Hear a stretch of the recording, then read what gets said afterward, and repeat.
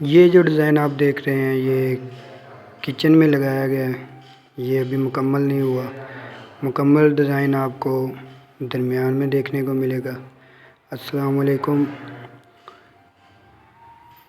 ये ऊपर की मार्किंग का मंज़र देख लें। पहले ऊपर इस तरह मार्किंग करते हैं, कोई भी डिज़ाइन लगाते हैं, और ये डिज़ाइन जो है वो किचन में लगाएंगे। मुकम्मल तौर हर चीज़ आपको देखने को मिलेगी।